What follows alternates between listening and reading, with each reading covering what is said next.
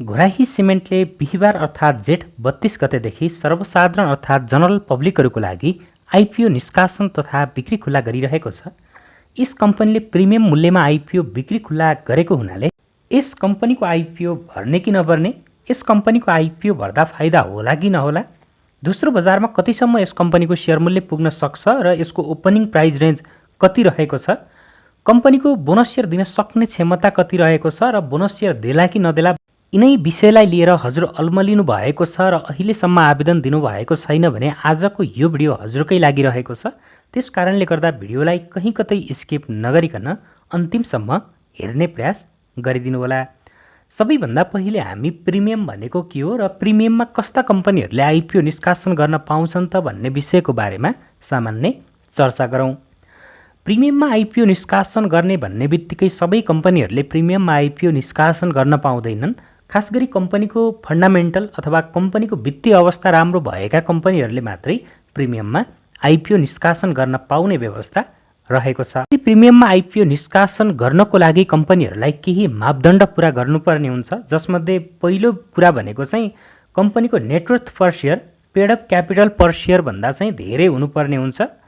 यो मापदण्ड पुरा नभएका कम्पनीहरूले प्रिमियममा आइपिओ निष्कासन गर्न पाउँदैनन्।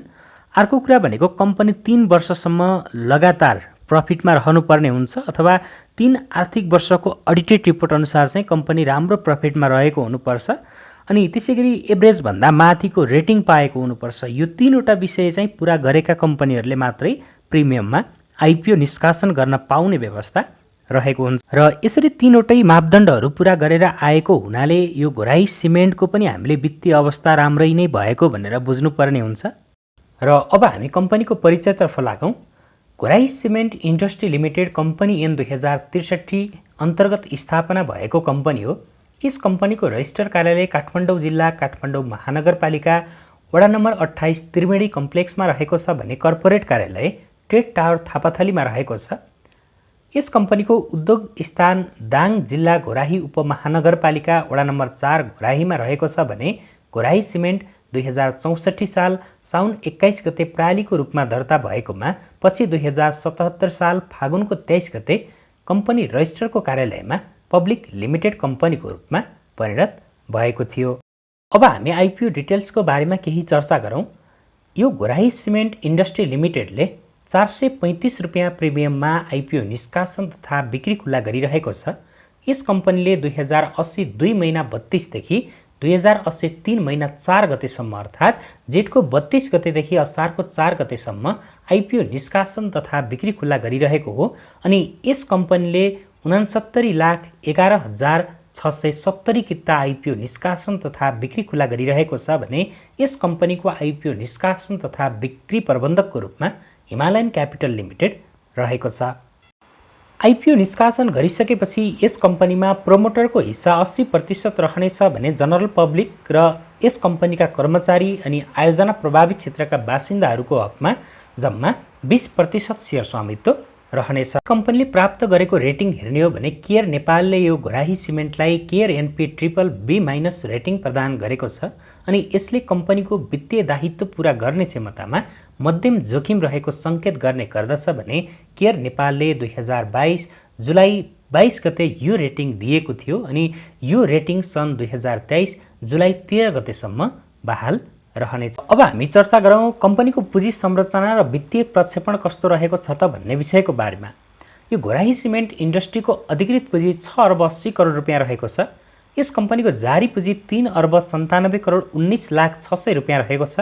अनि जारी पुँजीमध्ये 3 अर्ब 17 करोड 75 लाख 20 हजार 500 रुपियाँ संस्थापक सेयर धनीबाट चुक्ता भइसकेको छ भने आइपिओ पछि कम्पनीको चुक्ता पुँजी र जारी पुँजी बराबर अर्थात् 3 अर्ब 97 करोड 19 लाख 600 रुपियाँ पुग्न जानेछ भने आइपिओ पछि कम्पनीमा संस्थापक हिस्सा 80% र सर्वसाधारणहरूको हिस्सा 20% रहनेछ। आइपिओ बिक्री गरिसकेपछि कम्पनीको सेयर प्रिमियममा 2 अर्ब 64 करोड 72 लाख 71 हजार 685 रुपियाँ चाहिँ जम्मा हुनेछ, जुन कम्पनीले आगामी समयमा पुँजी वृद्धि गर्ने क्रममा कम्पनीले बोनस सेयर दिनको लागि चाहिँ काम लाग्नेछ। कम्पनीले चालु आर्थिक वर्षको अन्त्यसम्म 46 करोड 28 लाख 69 हजार रुपियाँ खुद नाफा कमाउने प्रक्षेपण गरेको छ। आर्थिक वर्ष 80-81 मा 64 करोड 87 लाख 34 हजार रुपैयाँ र आर्थिक वर्ष 81-82 मा 97 करोड 63 लाख 81 हजार रुपैयाँ नाफा कमाउने अनुमान गरेको छ। कम्पनीले तत्कालै पुँजी वृद्धि गर्ने कुनै पनि योजना गराएको छैन। आर्थिक वर्ष 79-80 सम्म आइपिओ बिक्रीपछि कायम हुने 3 अर्ब 97 करोड 19 लाख 1 हजार रुपैयाँ पुँजी नै यथावत रहनेछ। चालु आर्थिक वर्षको अन्त्यसम्म प्रति सेयर आम्दानी 11 रुपियाँ 56 पैसा पुग्ने कम्पनीले प्रक्षेपण गरेको छ। अनि त्यसैगरी आर्थिक वर्ष 2080-81 मा प्रति सेयर आम्दानी 16 रुपियाँ 33 पैसा र आर्थिक वर्ष 2081-82 मा कम्पनीको प्रति सेयर आम्दानी 28 रुपियाँ 58 पैसा पुग्ने भनेर चाहिँ प्रक्षेपण गरेको छ। त्यसैगरी चालु आर्थिक वर्षको अन्त्यसम्म कम्पनीको प्रति सेयर नेटवर्थ 279 रुपियाँ 59 पैसा र आर्थिक वर्ष 2081-82 मा 320 रुपियाँ 50 पैसा पुग्ने कम्पनीले प्रक्षेपण गरेको छ भने चालु आर्थिक वर्षको पुस मसान्तसम्म कम्पनीको प्रति सेयर नेटवर्थ 227 रुपियाँ 10 पैसा रहेको छ। र अब यो कम्पनीको दोस्रो बजारमा पहिलो कारोबार हुँदा नेप्सेले यो कम्पनीलाई ओपनिङ प्राइस रेन्ज कतिदेखि कतिसम्मको रेन्जमा दिनेछ त भन्ने विषयको बारेमा पनि केही चर्चा गरौँ। नेप्सेले कुनै पनि कम्पनीलाई त्यस कम्पनीको प्रति सेयर नेटवर्थको आधारमा ओपनिङ प्राइस रेन्ज दिने गर्दछ। खास गरी लास्ट टाइम अडिटेड रिपोर्टको आधारमा प्रति सेयर नेटवर्थ हेर्छ अनि त्यसको 3 गुणासम्म चाहिँ बढेर नेप्सेमा ओपन हुन पाउने व्यवस्था गरेको हुन्छ। जसअनुसार हामीले यो कम्पनीको आर्थिक वर्ष 2078-79 को अडिटेड रिपोर्ट अनुसार यसको प्रति सेयर नेटवर्थ 226 रुपियाँ 61 पैसा देख्न सकिन्छ भने त्यसैको आधारमा दोस्रो बजारमा पहिलो कारोबार हुनेछ। न्यूनतम पनि 226 रुपियाँ 61 पैसादेखि अधिकतम यसको 3 गुणा अर्थात् 679 रुपियाँ 83 पैसासम्मको ओपनिङ प्राइस रेन्ज चाहिँ यो कम्पनीले दोस्रो बजारमा पहिलो कारोबारको लागि पाउनेछ। र अब हामी चर्चा गरौँ यो कम्पनीले लगानीकर्ताहरूलाई बोनस सेयर वितरण गर्न सक्छ कि सक्दैन भन्ने विषयको बारेमा। कम्पनीले पक्कै पनि लगानीकर्ताहरूलाई बोनस सेयर वितरण गर्न सक्छ, किनकि कम्पनीले प्रिमियममा आइपिओ निष्कासन गरेको छ भनेपछि कम्पनीले जति पनि रकम प्रिमियमबाट सङ्कलन गरेको छ 2 अर्ब 64 करोड 72 लाख 71 हजार 685 रुपियाँ, यो सबै पैसा कम्पनीले चाहिँ बोनस सेयर वितरणको लागि मात्रै प्रयोग गर्न पाउनेछ। यसले अन्य कुराहरूमा खर्च गर्न, अन्य क्षेत्रहरूमा लगानी गर्न अथवा ब्याङ्कको ऋण तिर्नको लागि पनि प्रयोग गर्न पाउनेवाला छैन। यस आधारमा पनि हामीले यो 2 अर्ब 64 करोड रुपियाँ प्रिमियम जति सङ्कलन गरेको छ यसैको आधारमा पनि कम्पनीले 60% भन्दा धेरै चाहिँ बोनस सेयर वितरण गर्न सक्ने क्यापेसिटी चाहिँ गराउनेछ। अर्थात् कम्पनीले चाहेको अवस्थामा 50-60% सम्म चाहिँ लगानीकर्ताहरूलाई बोनस सेयर वितरण गर्न पनि सक्नेछ। र अब आजको मुख्य टपिक भनेको आइपिओ भर्ने कि नभर्ने भन्ने विषयसँग सम्बन्धित रहेको छ। अब हामी यसको बारेमा चर्चा गर्नुभन्दा अगाडि योभन्दा पहिला प्रिमियममै आइपिओ निष्कासन गरेको शिवम सिमेन्टको बारेमा केही कुरा हेर्नुले देखिरहेको चार्ट शिवम सिमेन्टको हो, जसलाई मैले 2 weekमा लगाएको छु। शिवम सिमेन्ट जब आइपिओ बिक्री गरिसकेपछि सेकेन्डरी मार्केटमा आयो, त्यस पछाडि उसले प्रिमियममा आइपिओ निष्कासन गरेको थियो 300 रुपियाँमा, तर 300 रुपियाँभन्दा तल कहिले पनि आएन के, किनकि लगानीकर्ताहरूले 300 रुपियाँमा आइपिओ भरिरहेका छन् भनेपछि 300 अथवा 300 भन्दा तलको रेन्जमा आएर घाटामा सेयर बिक्री गर्ने लगानीकर्ताहरू एकदमै कम हुने गर्दछन्। र त्यस पछाडि मार्केट पनि बढ्दो क्रममा गएको थियो अनि कम्पनीको सेयर मूल्य पनि 300 मा प्रिमियममा आइपिओ बिक्री गरे तापनि सेकेन्डरी मार्केटमा बढ्दै बढ्दै करिब 1800-1900 को रेन्जसम्म पनि पुगेको थियो। अर्थात् 300 मा किन्ने लगानीकर्ताहरूको सम्पत्ति एक किताको 1800-1900 सम्म पुगेको थियो अनि पछि मार्केटमा चाहिँ बेयरिश ट्रेन्ड आयो र कम्पनीको सेयर मूल्यमा पनि निरन्तर गिरावट भइरहेको थियो। र त्यसैगरी क्रमशः हामीले यसको हेर्छौँ भनेदेखि चाहिँ लगभग अहिलेसम्म कम्पनीको सेयर मूल्य यो पटकको बेयरिश मार्केटमा पनि 350 को रेन्जसम्म पनि झरेको छैन। भनेपछि हामीले घोराई सिमेन्टको आइपिओमा पनि कम्पनीले 435 रुपियाँमा आइपिओ बिक्री खुला गरिरहेको छ र कम्पनीको सेकेन्डरी मार्केटमा कारोबार हुने कारोबार रेन्ज नै हामीले 226 देखि 600 भन्दा माथिसम्मको देखिरहेका छौँ भनेपछि अलिकति हाई रेन्जमा ओपन भयो भनेदेखि चाहिँ घटेर त्यो कम्पनीको सेयर मूल्य चाहिँ 435 भन्दा तल आउने सम्भावना एकदमै कम देखिएको छ। यदि केही गरी 226 भन्दा माथिल्लो रेन्जमा 435 भन्दा कममै सेकेन्डरी मार्केटमा ओपन हुन्छ भनेदेखि चाहिँ सप्लाई कम्पनीको निकै नै कम रहेको छ अनि 435 मा लगानीकर्ताहरूले खरिद गरेका छन् भनेपछि त्यो भन्दा तल बिक्री गर्ने लगानीकर्ताहरू पनि निकै नै कम हुनेछन्। त्यसकारणले गर्दा दैनिक रूपमा सर्किट लाग्दै लाग्दै कम्पनीको सेयर मूल्य चाहिँ 435 को लेभललाई चाहिँ इजिली क्रस चाहिँ गर्न सक्ने सम्भावना देखिएको छ।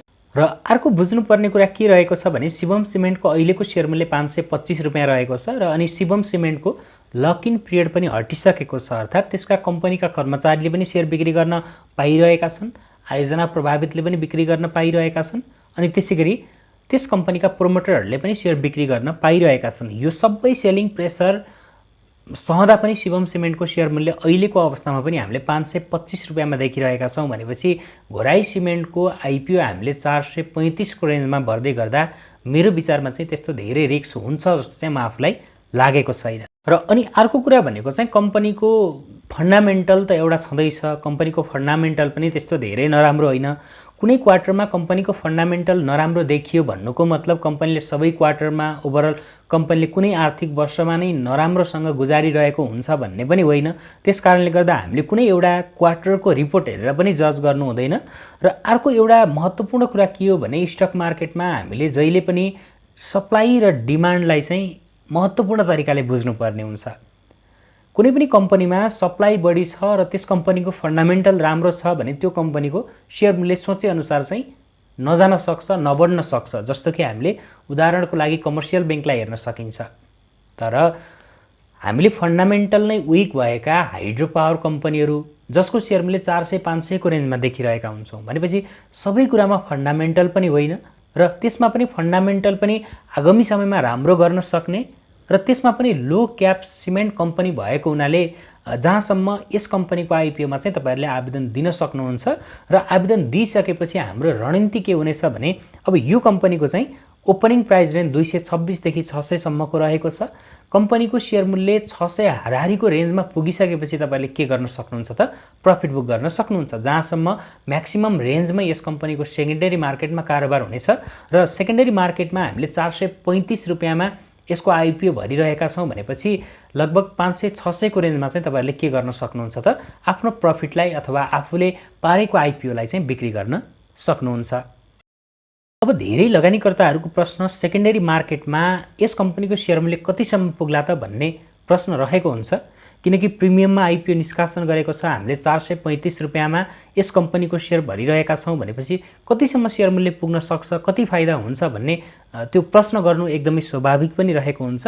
तर हामीले अहिले नै यस कम्पनीको शेयर मूल्य यतिसम्म पुग्छ भन्ने कुरा गर्दै गर्दा त्यो भोलिका दिनमा चाहिँ नहुन पनि सक्छ। त्यसकारणले गर्दा हामीले अहिलेको लागि के बुझ्न जरुरी छ भने एक त रियल सेक्टरको कम्पनी हो हैन, यस्ता खाली कम्पनीहरुमा डिमान्ड एकदमै हाई हुने गर्दछ। त्यसैको कारणले गर्दा नै हामीले शिवम सिमेन्टको शेयर मूल्य 300 रुपैयाँमा आइपिओ बिक्री गरिसकेपछि करिब 300-400 को हाराहारीमा ओपन भएर कम्पनीको शेयर मूल्य बुलिश मार्केट भएको बेलामा 1700-1800 सम्म पुगेको सम्भव देखिरहेका थियौं भनेपछि यो कम्पनीको हामीले 435 रुपैयाँमा अहिले आइपिओ भर्न डराइरहेका छौं, तर यो रेन्जबाट डबल अथवा त्रिबल सम्म पनि पुग्न सक्ने चान्स चाहिँ एकदमै हाई रहने गर्दछ है त। त्यसकारणले गर्दा अब मेरो विचारमा म आफूले चाहिँ यस कम्पनीको आइपिओमा आवेदन दिने गर्दछु र आवेदन अब कति किताको लागि आवेदन दिने त भन्ने साथीहरुको प्रश्न रहन सक्छ। हामीले यस कम्पनीको आइपिओमा आफ्नो क्षमता जति रहेको छ त्यही अनुसार चाहिँ आवेदन दिन सक्ने छौं। जहाँसम्म तपाईहरुले 20 किता 30 किता सम्म पनि आवेदन दिन सक्ने क्षमता रहेको छ हजुरहरुको भने तपाईहरुले यो कम्पनीको आइपिओमा 30-40 किताको लागि पनि आवेदन दिन सक्नुहुन्छ, किनकि यो कम्पनीको आइपिओमा हामीले एभरेजमा पनि अहिले 12-13 लाखको हाराहारीमा आवेदन परिरहेको देखेका छौं भनेपछि सबै लगानीकर्ताहरुसँग 4000-5000 रुपैयाँ चाहिँ हुँदैन के लगानी गर्नको लागि। त्यसकारणले गर्दा पनि त्यो एरिया भन्दा चाहिँ अलिकति कम लगानीकर्ताहरूले आवेदन दिनेछन्, जस अनुसार चाहिँ हामीले 10 किता भन्दा बढी प्राप्त गर्न सक्ने सम्भावना पनि रहेको छ। त्यसकारणले गर्दा 20-30 किताको लागि चाहिँ तपाईहरुले आवेदन दिन पनि सक्नुहुन्छ। कम्पनीको आइपिओ हामीले यदि प्राप्त गरियो भने यसलाई चाहिँ हामीले कहिले बिक्री गर्ने भन्ने पनि साथीहरुको प्रश्न रहन सक्छ। हुन त त्यसको बारेमा केही समय अगाडि मैले तपाईहरुलाई बुझाइसके र अब यो कम्पनीको आइपिओ चाहिँ यदि तपाईले प्राप्त गर्नुभयो भने यदि तपाईलाई रिस्क लाग्छ, कम्पनीको शेयर मूल्य माथि जाँदैन भन्ने लाग्छ भने तपाईहरुले 500-600 को रेन्जमा बिक्री गर्न सक्नुहुन्छ। यदि तपाईलाई माथि जान्छ, मार्केट बढेसँग यो कम्पनीको शेयर मूल्य पनि बढ्दै जान्छ भन्ने लाग्छ भने तपाईहरुले आगामी 2-3 वर्षसम्म चाहिँ होल्ड गरेर जब यसको लक इन पिरियड खुल्ने टाइम हुन्छ नि त्यति बेला चाहिँ तपाईहरुले बिक्री गर्न सक्नुहुन्छ। तर मेरो विचारमा चाहिँ आगामी बुलमा यो कम्पनीको सेयर मूल्य हामीले अहिले जसरी यो रेन्जमा आइपिओ भर्न डराइरहेका छौँ र सामाजिक सञ्जालमा केही लगानीकर्ताहरूले जसरी हल्ला छरिरहेका छन् त्यो रेन्जमा चाहिँ हामीले यस कम्पनीको सेयरलाई चाहिँ जहाँसम्म भेट्न चाहिँ मुस्किल नै पर्नेवाला छ। त्यसकारणले गर्दा यो भनेको चाहिँ बिल्कुल हामीहरूको लागि चाहिँ एउटा अवसर पनि रहेको छ।